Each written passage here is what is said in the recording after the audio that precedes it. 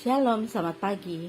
Renungan pagi Sabda Bina Umat, Sabtu 10 Februari 2024. Firman Tuhan pagi ini terambil dari Keluaran 10 ayat 1 sampai 20. Demikian firman Tuhan. Tulah ke-8 belalang. Berfirmanlah Tuhan kepada Musa, pergilah menghadap Firaun, sebab aku telah membuat hatinya dan hati para pegawainya berkeras, supaya aku mengadakan tanda-tanda mujizat yang kubuat ini di antara mereka, dan supaya mereka dapat menceritakan kepada anak cucumu bagaimana aku mempermainkan orang Mesir, dan tanda-tanda mujizat mana yang telah kulakukan di antara mereka, supaya kamu mengetahui bahwa akulah Tuhan.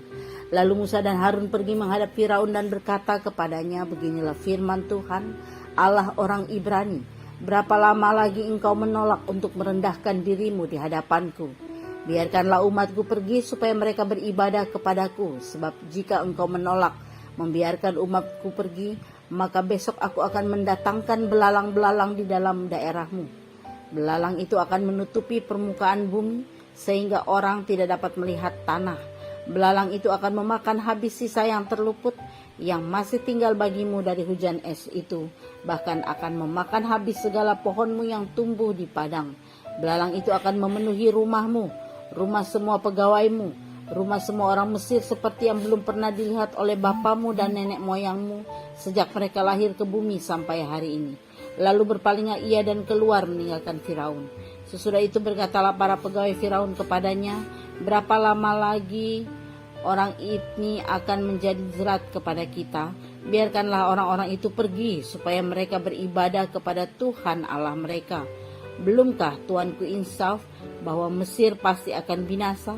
Lalu Musa dan Harun dibawalah kembali kepada Firaun, dan berkatalah Firaun kepada mereka, pergilah, beribadahlah kepada Tuhan Allahmu. Siapa-siapa sebenarnya yang akan pergi itu? Jawab Musa, kami hendak pergi dengan orang-orang yang muda dan yang tua, dengan anak-anak lelaki kami dan perempuan, dengan kambing domba kami dan lembu sapi kami, sebab kami harus mengadakan perayaan untuk Tuhan. Tetapi Firaun berkata kepada mereka, Tuhan boleh menyertai kamu jika aku membiarkan kamu pergi dengan anak-anakmu. Lihat, jahatlah maksudmu. Bukan demikian, kamu boleh pergi, tetapi hanya laki-laki, dan beribadahlah kepada Tuhan. Sebab itulah yang kamu kehendaki. Lalu mereka diusir dari depan Firaun. Berfirmanlah Tuhan kepada Musa, ulurkanlah tanganmu ke atas tanah Mesir, mendatangkan belalang, dan belalang akan datang meliputi tanah Mesir dan memakan habis segala tumbuh-tumbuhan di tanah, semuanya yang ditinggalkan oleh hujan es itu.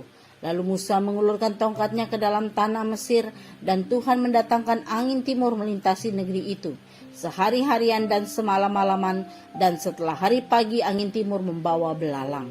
Datanglah belalang meliputi seluruh tanah Mesir dan hinggap di seluruh daerah Mesir, sangat banyak. Sebelum itu tidak pernah ada belalang yang demikian banyaknya, dan sesudah itu pun tidak akan terjadi lagi yang demikian. Belalang menutupi seluruh permukaan bumi sehingga negeri itu menjadi gelap olehnya. Belalang memakan habis segala tumbuh-tumbuhan di tanah dan segala buah-buahan pada pohon-pohon yang ditinggalkan oleh hujan es itu, sehingga tidak ada tinggal lagi yang hijau pada pohon atau tumbuh-tumbuhan di padang di seluruh tanah Mesir. Maka segeralah Firaun memanggil Musa dan Harun serta berkata, aku telah berbuat dosa terhadap Tuhan Allahmu dan terhadap kamu. Oleh sebab itu ampunilah kiranya dosaku untuk sekali ini saja, dan berdoalah kepada Tuhan Allahmu itu, supaya bahaya maut ini dijauhkannya daripadaku. Lalu keluarlah Musa meninggalkan Firaun dan berdoa kepada Tuhan. Maka Tuhan membuat angin bertiup dari jurusan sebaliknya, yakni angin barat yang sangat kencang, membawa belalang itu dan melemparkannya ke dalam laut Teberau. Tidak ada satu belalang pun yang tinggal di seluruh daerah Mesir. Tetapi Tuhan mengeraskan hati Firaun sehingga tidak mau membiarkan orang Israel pergi. Demikian firman Tuhan. Renungan pagi ini bertema belajar melalui penderitaan. Sering orang berkata bahwa yang penting bukan hasil melainkan proses. Orientasi hasil akan membuat orang terjebak pada cara-cara yang belum tentu benar secara moral dan etika hidup.